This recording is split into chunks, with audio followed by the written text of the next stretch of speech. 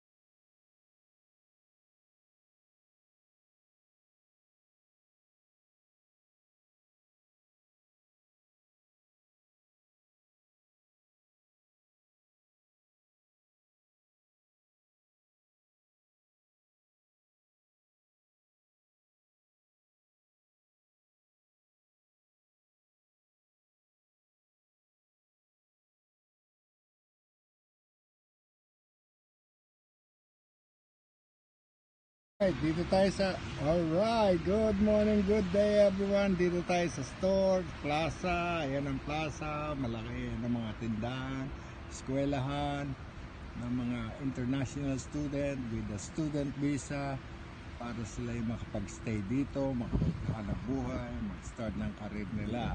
Ayan ang processing, mga stepping dyan sa Toronto International Academy. Maraming eskwelahan na nag-ano sila ng student visa all over the world na gustong magkaroon ng career sa Canada. Ayan. So ngayon walang tigil ang kasi snow, freezing rain, snow na ngayon. Mamaya yan, storm na, malakas ang hangin, bagyo. So ayan, daming kainan dito dyan. So ayan ang ano, lakad-lakad tayo. Ayan, kasada. Ngayon, ayan ang ano, panlinis ng plaza, parkingan. Magpa-plow yan pag natambakan na ng snow, mag-accumulate, lilinisin ng traktora. Ayan, plow, snow plow. So ayan, makikita mo sa tagal-tagal nakatabunan na yan ng snow yung mga sasakyan. So talaga meron kang brush, panlinis, pangkaskas. So ayan. So dyan ang plaza, nandun ang Tim Horton. Balik ako dito sa kinatatayuan ko, ang tindahan. Lakad-lakad tayong konti. Yan. So ganyan ang life dito. Akala mo malamig, pero pag may gear ka, nakadress ka, it's nice outside. Lalo na sa park, sa mga lakes, sa tabing lake, yan ang Takumi. Barbecuehan yan. Minsan naamoy ko parang masarap ang mga barbecue nila. So ito yung store, convenience store. Laki, di ba?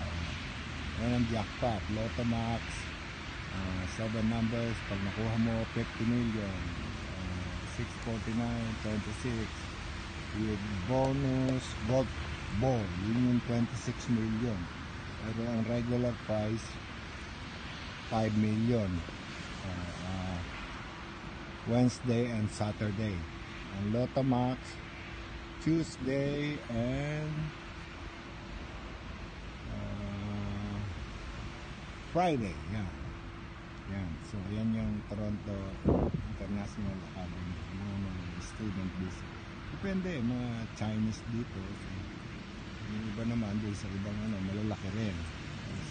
Maraming branches. Kaya kayo sa mahalaga. Kaya kung pupunta kayo rito, piliin nyo yung Ontario Province para malapit sa akin. Yun. So, gano'n. So, may mga ano rin. Yung directory ng plaza kung ano yung mga nakapwesto dito.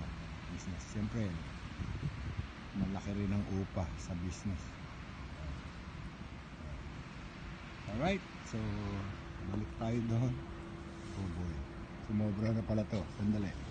Yan, okay, dito tayo sa harapan ng convenience store.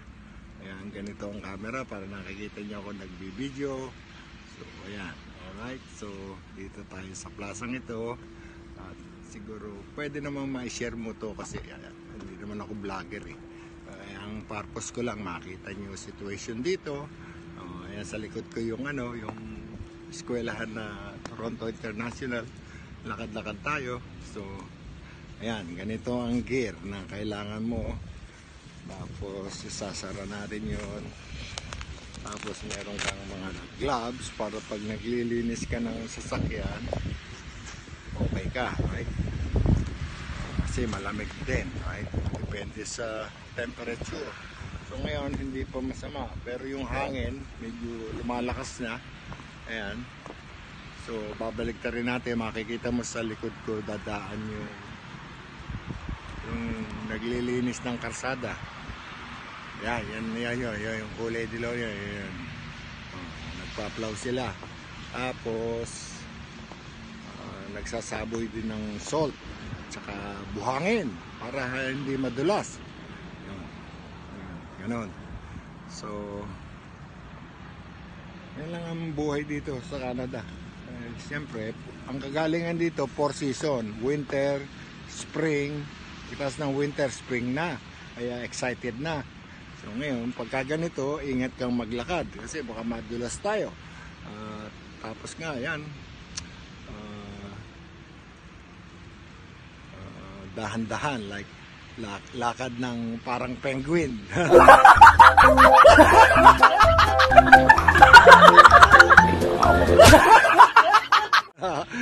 Yun. Maraming dito eh. Kung hindi na, meron akong suot na vest kaya okay lang. The more yun. Maraming dito eh. Kung hindi na, meron akong suot na vest kaya okay lang. The more na you say na nasa labas ka, diba, nakaisang oras ka na sa labas, sanay ka na sa lamig.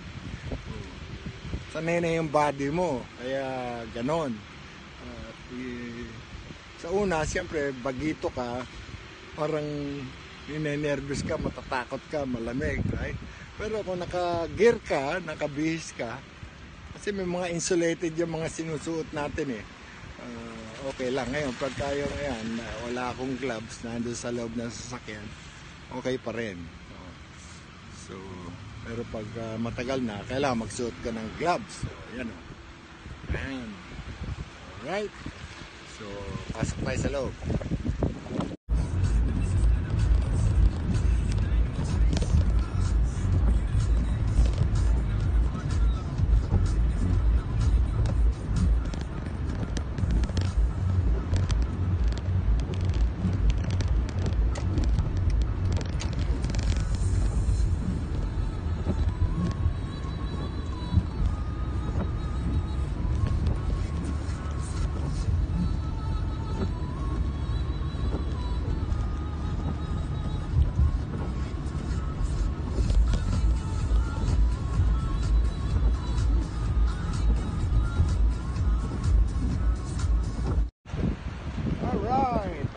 Tayo sa park, solo ko, muulan, mahangin, ayan ang mga duck. Ayan sila, saring duck. Yung malalaki dyan, wala pa dyan. Natin. Nakal tayo dito. Ayan sila, yun ang kulay.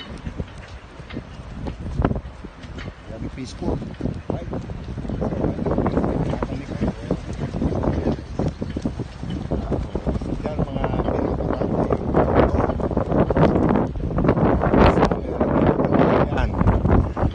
Kasi napoprosin din yan.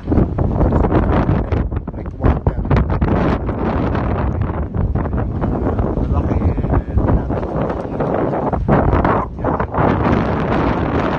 Yan para sikaso sila.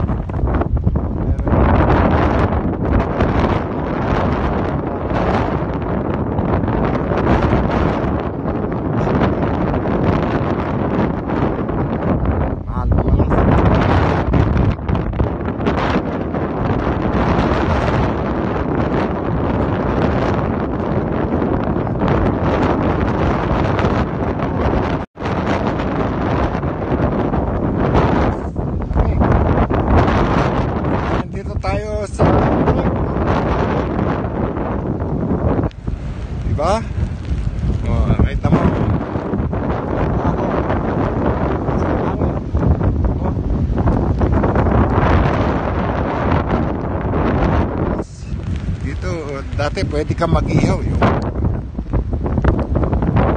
Doon, maupo ka lang.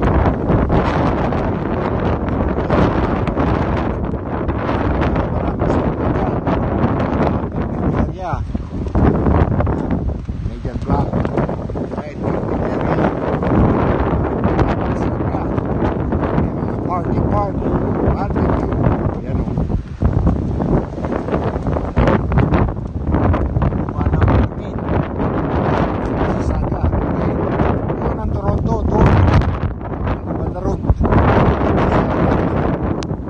Malawak tong Lake Ontario.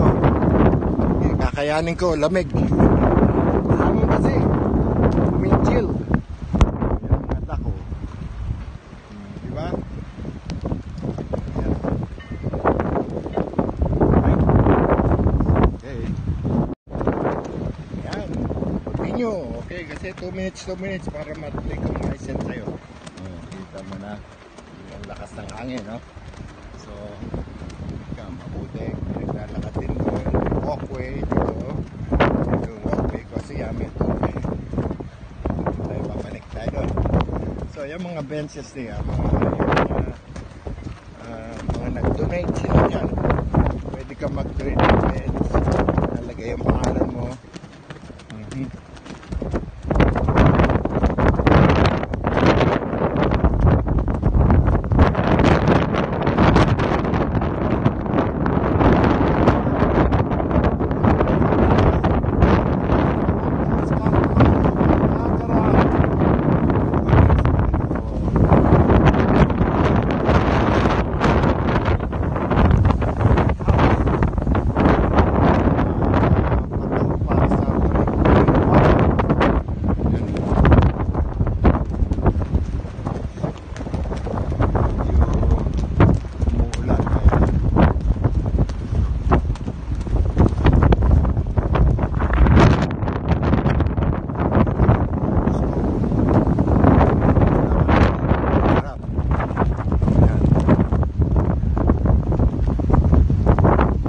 Summer, maganda rito. Dito ako pupunta.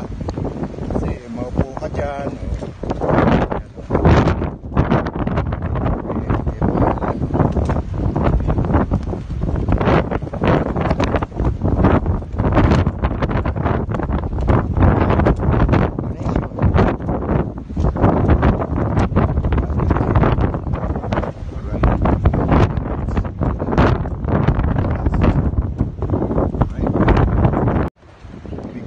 Alright, balik tayo doon.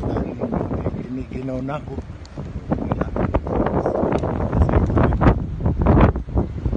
Mahan punta rito pagka spring, summer. Ngayon walang masyado kasi mahangin, malamig. Kami bagyong darating.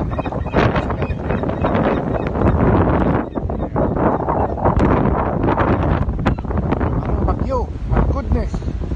Ang hangin. Alright.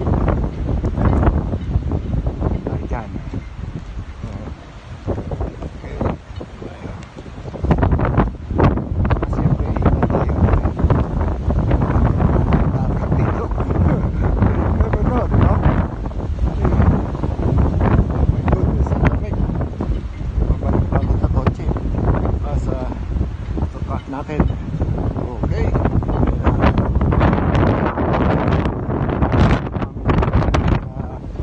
Cellphone, meron silang laruan doon. Meron kayo sa kanila. So, yan.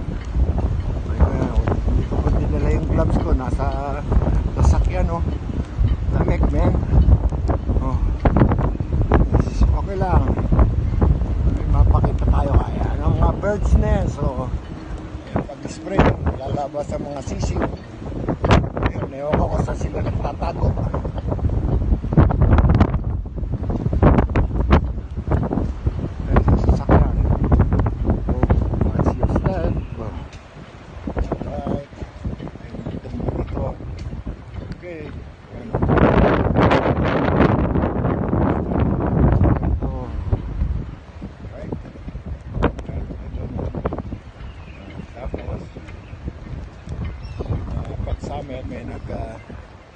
May nagtitinda dyan ng hotdog, malalang sarap, saka sausage. Alright!